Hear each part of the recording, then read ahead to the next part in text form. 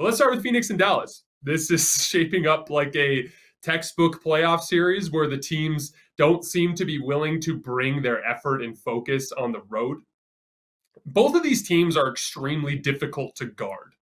When you look at the way that they're set up, I feel like Phoenix is more of a multifaceted offensive threat in the sense that Chris Paul and Devin Booker are primarily responsible for just that initial compromising of the defense. Once they get that initial, defensive help rotation and they kick out, the rest of the guys can take it from there. There's so much talent surrounding them on the floor. Cam Johnson is fantastic at attacking closeouts and can shoot. Mikal Bridges had a rough night tonight, but he can attack closeouts and shoot. DeAndre Ayton, obviously, he's one of the most capable young bigs that we have in the league. They have a different type of attack. It's more kind of like backloaded. But at the same time, Dallas is also extremely difficult to guard. The difference is that Dinwiddie and Brunson and Luka all have more of a responsibility to try to score when they make that initial move, and the guys off the ball are more shooters, spot-up shooters, traditional spot-up threats rather than, close-out attacking kind of guys. You're not expecting Reggie Bullock to put the ball on the floor and hit a bunch of one-dribble pull-ups or Dorian Finney-Smith or Maxi Kleber, any of those guys. It's kind of more of a, it's different. It's more front-loaded in that sense. Both teams, though, are extremely difficult to guard, and both teams have shown, and when they're at home, that they're willing to do so, that they're willing to do the work to do so. But it goes both ways because those offenses, for Phoenix in particular, they depend on guys like Mikal Bridges having big games. They depend on DeAndre Ayton really struggled finishing in the paint tonight. That's an important part of their offense. Cam Johnson, the same thing. They've kind of removed Cam Payne, not entirely from the rotation, but they're using him a lot less. But they depend on those guys to play well. So when they go on the road, and those guys don't play well, their offense ceases to function. And for Dallas, it's shooting. They go on the road, and they depend on Reggie Bullock to make shots, and they depend on Dorian Finney-Smith to make shots. He makes 8 threes in Game 4 and then struggles in Game 5. And that's the difference. When they go on the road, those guys can't make shots, and then their offense ceases to function, their defense starts to fall apart. And, that's just kind of how this goes. But that's exactly why it's so important during the regular season to fight for things like home court. As much as we criticize the NBA regular season for lacking urgency, and it does, and there's a lot of things that I would do to fix that, but there is the ever-present need for home court. And there are teams, uniquely equipped teams. It's usually up here. There are uniquely equipped teams that are immune to that sort of thing. You don't doubt that Miami was going to go into Game 6 tonight and play with a certain amount of focus and effort. You don't doubt Milwaukee, for instance. We're going to talk more about Milwaukee-Boston later tonight. That game, Milwaukee being at home for Game 6 means nothing because both of those teams travel so well. And if Milwaukee loses Game 6, Boston doesn't instantly become a shoo-in favorite because they've shown a propensity to be able to lose at home. They've done it twice. But there are those two different kinds of teams in the league. If I'm not mistaken, Phoenix is now 2-4 on the road in this playoff run. There's been some really ugly stretches in there. It's something that they're going to have to figure out. The biggest thing that's standing out to me right now that concerns me about Phoenix is Chris Paul, and particularly his ability to score the basketball. Now, Dallas mixes up coverages a lot. They do drop with Dwight Powell. They do a little bit more switching with Maxi Kleber, but they do some drop with him as well. Most importantly, the guards are doing an amazing job for Dallas of fighting over the top of the screen and making things tough on Chris. And his aggressiveness has toned way back. Through his first 8 playoff games, he was incredibly dominant as a scorer. And he just hasn't been the same in the last 4 games. What specifically concerns me about that, because I do think Phoenix is going to win Game 7, and I'm going to preview Game 7 a little bit tonight because I think that's a little bit more interesting than diving into this particular game. What concerns me with Chris Paul's scoring struggles is future matchups. So, Golden State does a ton of switching. If they get into the to the finals, Boston switches everything, especially against a team like Phoenix, and Miami. Miami happens to get out, they're going to switch everything. And Milwaukee, we've literally seen them against Phoenix. They did drop to start the series, but towards the end of the series, they went to Giannis at the 5 and switched everything. Against switching defenses, Chris Paul is going to have to score. We've talked a lot on this show about the way you attack switching defenses. We're going to get further into it when we can start talking about Boston. But you attack switching defenses by beating people off the dribble and getting into the lane and forcing help so that you can get teams in rotation. And, Chris Paul, there's going to be a ton on his plate specifically to do that.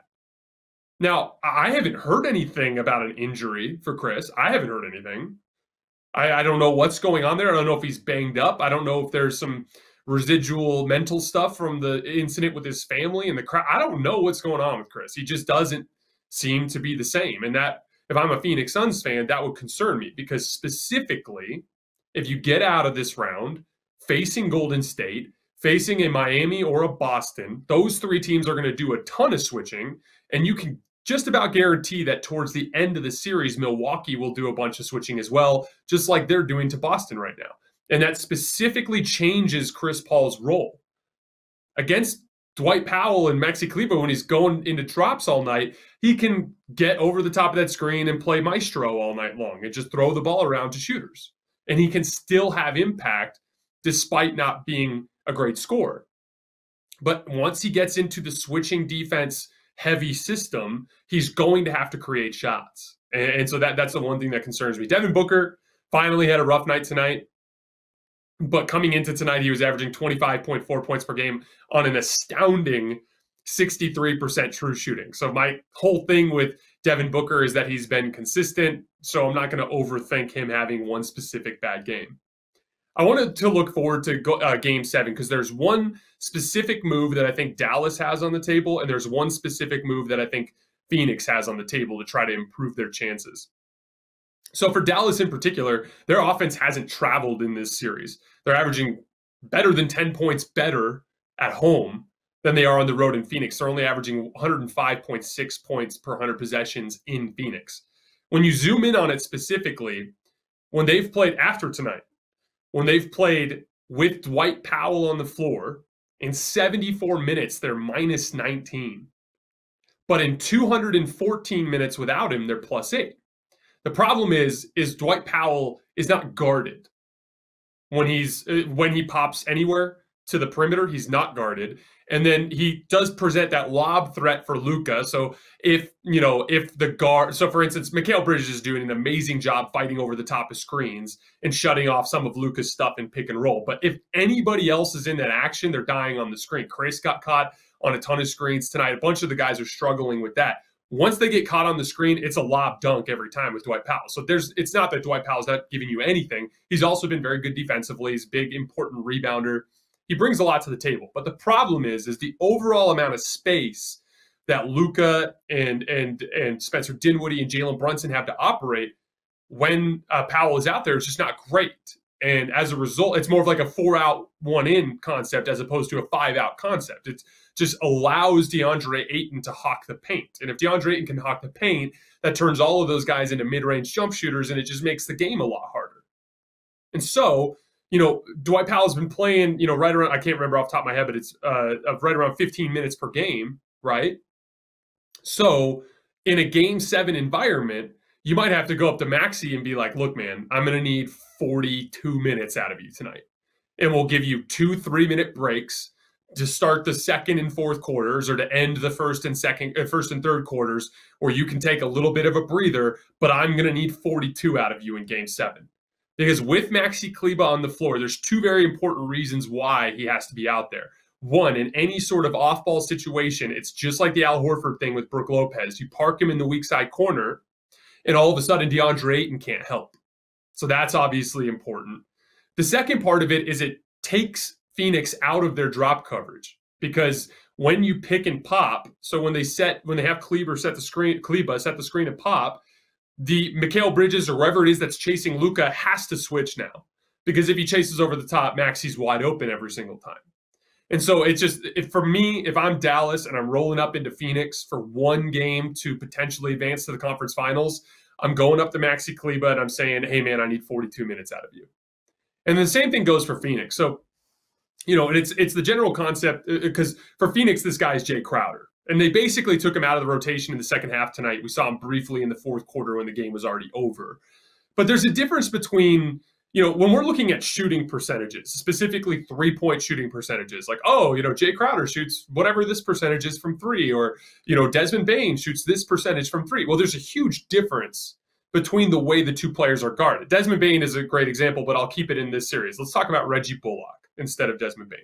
So if I'm comparing Reggie Bullock to Jay Crowder, their three-point percentages aren't one and the same, because every shot that Jay Crowder gets is completely wide open because Dallas is ignoring him. Whereas Reggie Bullock, if he catches the ball, Phoenix is panic chasing him and accounting for him everywhere on the floor, although they lost him a lot tonight. The point is like, it's not so much about what your shooting percentage is. It's about whether or not you're guarded or unguarded. Because if I let Reggie Bullock sit wide open the way that Jay Crowder was all season, he'd shoot 65% from three. His percentages dip because he's guarded differently. And you see that impact Phoenix's offense. So they've done some interesting things to try to counter this by tucking him further away. Because, Nikias Duncan did an awesome job laying this out with some video today on his Twitter feed. But when you have a non-shooter one pass away, we talked about this a lot with Giannis when they're with their post-ups. Like, Milwaukee does a really nice job of tucking a good shooter one pass away, because that first defender that's one pass away has the best potential to disrupt whatever your star is trying to do.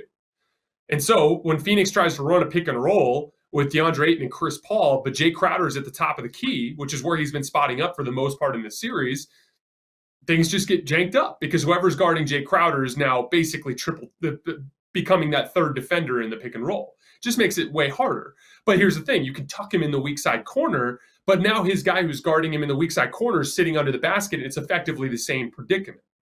So that's another situation. I don't have the numbers off the top of my head here, but I looked earlier today. Phoenix is playing a lot better without Jay Crowder. And so that might be the move that they have to go to in Game 7 at home. Hey, Mikal Bridges, I need 40 out of you. Hey, Cam Johnson, I need 40 out of you. Maybe less Torrey Craig, less Jay Crowder, give themselves the best chance. But, at the end of the day, we have seen both teams' best punches in this series, and Phoenix's best punch is better. They're far likely to throw their best punch in Game 7, so I'm still leaning with Phoenix. Bummed that I lost some money on Phoenix tonight, but I still believe they're going to win this series.